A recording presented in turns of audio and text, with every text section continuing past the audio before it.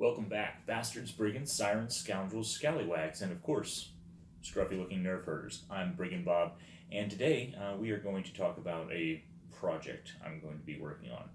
This is my CZ P10-C.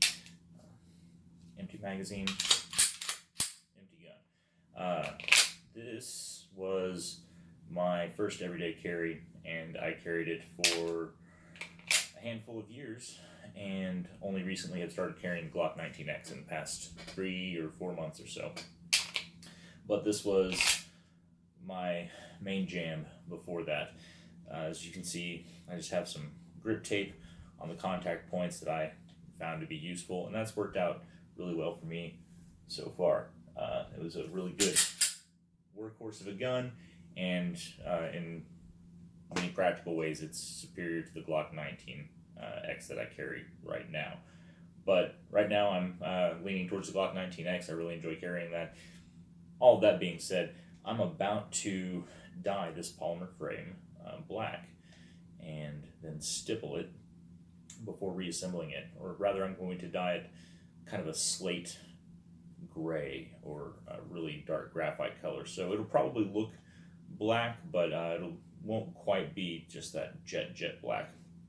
Try to get it matching the slide. And once it's to that point, I'm going to go ahead and stipple it. Making a video of the entire process of that, so I'll strip the grip tape off, clean it up, show all of that in kind of a time elapsed, and then go ahead and draw out the pattern for the stippling that I want to do, or the design.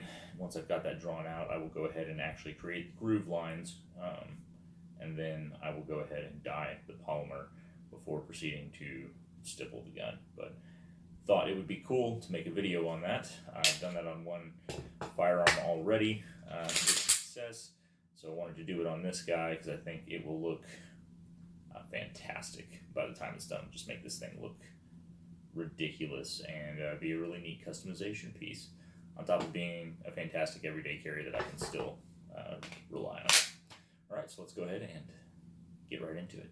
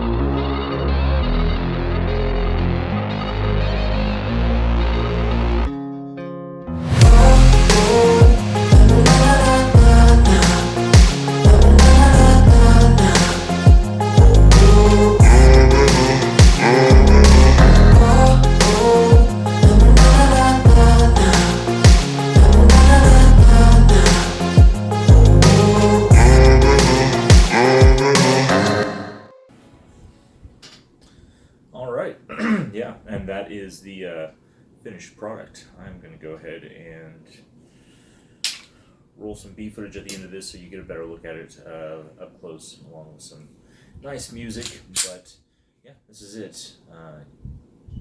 This is what it looks like when it is done. I made the decision to go ahead and not stipple the back strap. I think the color, it helps break up the color of the stippling job. I also really like the texture already of the front and back strap, so I also kept the front strap as well, because I like how that feels already. I didn't feel the need to change it up. I do get a better lockup now for my support hand, since this is no longer smooth. It gets a much better feel in the hand, a lot more resistance when I'm pressing up against the gun. So it feels better. I'm sure it will shoot better. Can't wait to find out. Not going to really change the performance of the gun, but it is going to change how the gun feels in my hand. So we'll see how that goes. Yeah, another reason for not stippling the back strap is I can still change out the back straps if so desired. So there's that as well. So I think it makes it look better. I like the stippling better, and it also allows me to change out the back strap if I want to. I made sure to blow everything out with air after dyeing the polymer frame, and then after blowing everything out with air, religiously oiling it almost to the point of being a little ridiculous, but just making sure that lubricant got down into every part after it had been blown out with compressed air, to really make sure all the moisture got out of the gun. It helps that it came out of a steaming pile of liquid, so it was very hot upon extraction, which kind of aids in evaporating the small remaining bit of moisture that there was. And then once the oil is added, you should be good and shouldn't have to worry about rusting and whatnot. So yeah, anyway, we'll go ahead and roll that beautiful B footage.